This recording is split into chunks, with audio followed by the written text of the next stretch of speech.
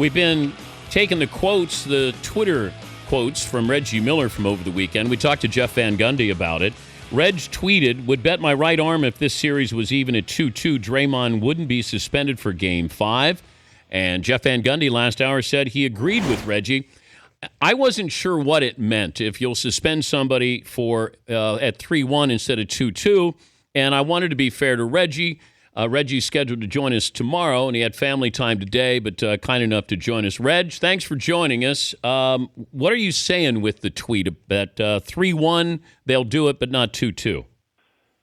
In my opinion, if the series was even at 2-2, I don't think the league steps in and makes the decision to suspend one of the Warriors' best players, best all-around player, and really voice of that team, very much the same way they did not suspend Draymond Green for Game 4 versus OKC, even though the Thunder went on to win that game and go up 3-1, the league did not want to step in and, I wouldn't say be the reason why, but be a factor in not allowing both teams to be at full strength.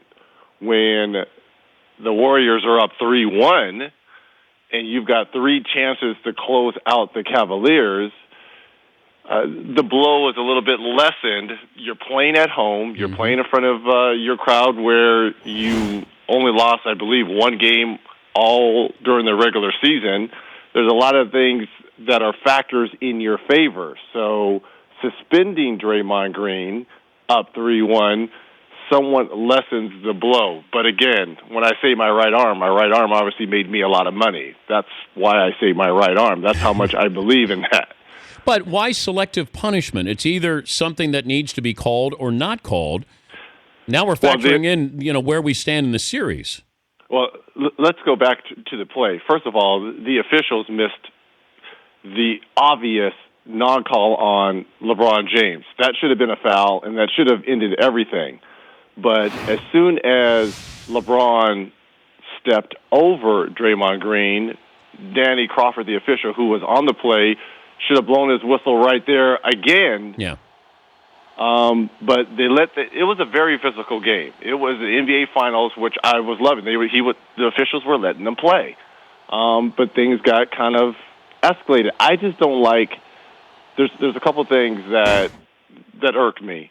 The 48 hours delay. Now, I understand that both teams were probably in the air flying back to the Bay Area, so it was probably hard to interview guys. So maybe that's why they waited the 48 hours. But it just looks bad because the officials on the play didn't even go to the replay. So they didn't go to the replay, which they should have. If they go to the replay and call a technical or a flagrant, it makes the job easier for the league to come down harder. But when nothing is called on the initial play, nothing was really called. And then the league comes back 48 hours later and upgrades a technical for LeBron and a flagrant one for Draymond. And obviously, and people need to understand, I know he's being suspended because of the points. I know he's not being suspended because of the punch. There's a big difference. The reason why Draymond's being suspended is because he has accumulated all the points throughout the playoffs. That's why he's being suspended. It's not because of the punch to the groin area of LeBron James. Do you agree with Charles Barkley that what LeBron did does call for something, reaction? Absolutely. Look, it's a normal reaction for Draymond to get up like that when a guy steps over you. You're not going to let anyone step over you. I don't care who if you're in the schoolyard, if you're playing AA, that you just don't do that. It's almost one of those unwritten rules. Now, is it right? Did LeBron James bait, in my opinion, Draymond Green? Absolutely. LeBron knows how many technical fouls, flagrant fouls, points. Absolutely, he baited him. Draymond Green has to be smarter. Let me say that as well. You got baited and you got caught. So you got to. Do I agree with the suspension? No, but the reaction from Draymond Green is absolutely what anyone would have done. LeBron seemed to lobby for this after the game.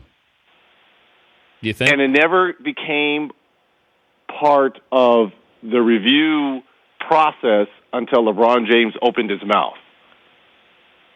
If LeBron doesn't say anything, if he just says, yeah, we had words and we kind of got into it, it probably would have stayed at that. But when LeBron said he hit me below the belt in my groin area, and with the history of Draymond Green, and we've seen it, and we've done a few of the games with, a couple knees. He did the knee to Steven Adams, and then he did the kick to Steven Adams a game later and looking over him. There is a history there. So the league had to react. They didn't react in Game 4 by suspending him, and with it being up 3-1, the Warriors have 3 chances to close out the Warriors. So it starts tonight in Game 5. They don't get it done, then it moves to Game 6 with Draymond Green back on the floor. But Draymond Green put himself in this position because of his actions. Before I let you go, the fact that you got the Warriors who are basically calling LeBron a crybaby. Somebody had a LeBron emoji crying. Klay Thompson said, I guess we hurt his feelings. I mean, look, there's gamesmanship going on here.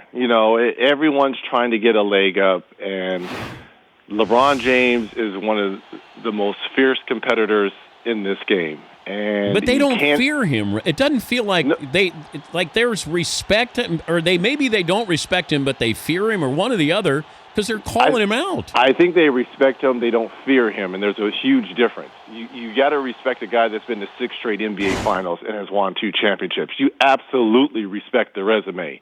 Now, do you fear him like you feared Michael Jordan staring you down and going to get you 35, 40 every night? Maybe not. But the respect is there, but the gamesmanship is going on because you've got a Warriors team that's fed up with LeBron saying, well, if I would have had my full complement of players last year, then the Warriors, they're a little ticked off. You've been doing all this talking, and you're down 3-1. That's the bottom line here. Stop crying. Play basketball, and let the chips fall where they may. That's where the Warriors' thinking is. All right. Go back to family time. Thank you, Reg. Thank you for letting me vent. All right, bud. Thank you, Reg. That's Reggie Miller, NBA on TNT. The Dan Patrick Show, weekday mornings on Audience.